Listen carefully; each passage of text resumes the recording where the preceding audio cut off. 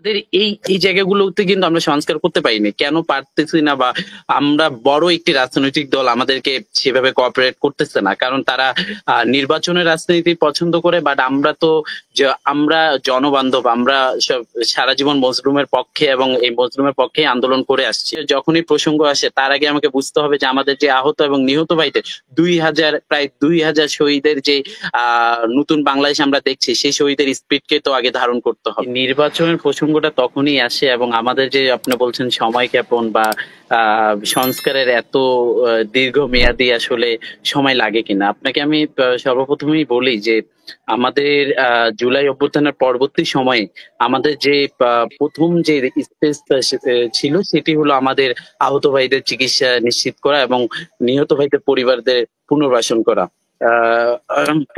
দীর্ঘমেয়াদী পুনর্বাসন মেয়াদে তাদের পুনর্বাসিত করা। কিন্তু আমরা সেভাবে আহ পরবর্তী সময়ে আমাদের আহত ভাইদের চিকিৎসার জন্য আমাদেরকে যেই আমলাতান্ত্রিক জটিলতার মুখোমুখি হতে হয় এবং বিভিন্ন সময়ে আমাদের নিহত ভাইদের পরিবারের যে আমাদের সহযোদ্ধারা রয়েছেন শহীদ নিহত পরিবারদের আর্থিক অনুদান দেওয়ার জন্য যে আমাদের আমলাতান্ত্রিক জটিলতার মধ্যে পোহাতে হয়েছে। তাই এটি বলে দেয় যে আসলে আমাদের বাধা সীমাবদ্ধতা কত দূর।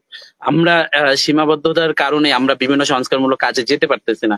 আপনারা দেখুন যে আমরা এই ৫ই অগস্টের পরবর্তী সময় কিন্তু আমরা হাইকোর্টে গেছি, আমরা বিচারপতিকে অপসারণের জন্য আমরা হাইকোর্টে গেছি এবং পরবর্তী সময় রাষ্ট্রপতিকে অপসারণের জন্য আমাদের বিভিন্ন প্রোগ্রামের আয়োজন করেছি। কিন্তু এখন পর্যন্ত কিন্তু প্রত্যেকটা বিষয় সংস্কার হয়নি। এখন পর্যন্ত আমাদের সেই রাষ্ট্রপতিও রয়েছেন এবং বিভিন্ন জায়গায় সেই বিচারপতি যেই আওয়ামী লীগের যে দোসররা রয়েছেন সেই বিচারপতিরাও বিভিন্ন জেলা জুডিশিয়াল ম্যাজিস্ট্রেট কোর্টের তারা রয়েছেন। তো আমাদের এই জায়গাগুলোতে কিন্তু আমরা সংস্কার করতে পারিনি। কেন পারতেছি না বা আমরা বড় একটি রাজনৈতিক দল আমাদেরকে সেভাবে কোঅপারেট করতেছে না। কারণ তারা নির্বাচনের রাজনীতি পছন্দ করে বাট আমরা তো আমরা জনবান্ধব। আমরা সব সারা জীবন মজলুমের পক্ষে এবং এই মজলুমের পক্ষেই আন্দোলন করে আসছি। এই মজলুমের পক্ষে যখন আমরা আন্দোলন করছি আমরা দেখতে পাচ্ছি যে কয়েকটা মাসের আন্দোলন, কিন্তু আমরা তো বিএনপি কে দেখতে পাচ্ছি যে সুদীর্ঘ একটা এসেছে।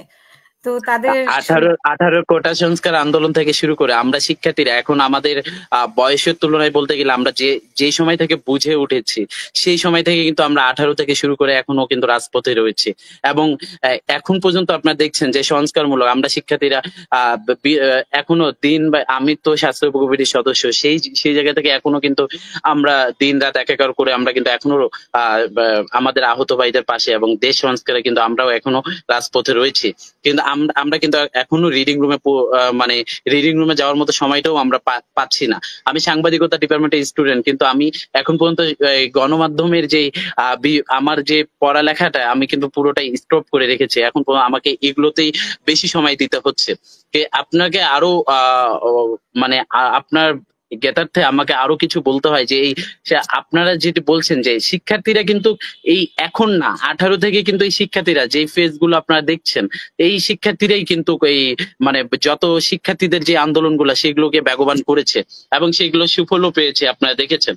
তো সেই জায়গা থেকে হ্যাঁ আমাদের বাংলাদেশ জাতীয়তাবাদী দলের প্রতি আমাদের পুরো সমর্থন রয়েছে। তারাও কিন্তু নির্যাতিত এবং সেই সাথে জামাতে ইসলামী বিভিন্ন রাজনৈতিক দলও কিন্তু বিভিন্ন মতাদর্শের মানুষও কিন্তু তারাও কিন্তু বিগত স্বৈরাচার হাসিনার আমলে তারা নির্যাতিত ছিল, কিন্তু পরবর্তী সময় কিন্তু এই আমাদের ছাত্রদের ব্যানারেই সকলে একত্রিত হয়ে কিন্তু এরা এই আন্দোলনে সম্মতি দিয়েছে এবং আন্দোলন করেছে। কিন্তু এই পরবর্তী সময় কিন্তু বিভিন্ন মতাদর্শের বিভিন্ন চিন্তাধারার কারণে আমরা কিন্তু এক জায়গায় থাকতে পারিনি। আমাদের শহীদ এবং আহত ভাইদের যে স্পিরিট ছিল যে নতুন একটি সংবিধান প্রণয়ন হবে এবং নতুন একটি রাষ্ট্রে আমরা বসবাস করব, কিন্তু সেটি না করে আমলাতান্ত্রিক জটিলতা এবং সেই স্বৈরাচার হাসিনার দোসররাই এখন আমলাতান্ত্রিক এবং বাজার সিন্ডিকেট ব্যবসায়ী সিন্ডিকেট বা বিভিন্ন সিন্ডিকেটের তাদেরই কন্ট্রোলে সেখান থেকে বের হয়ে আসতে তো একটু লং টাইম একটু সময় লাগে।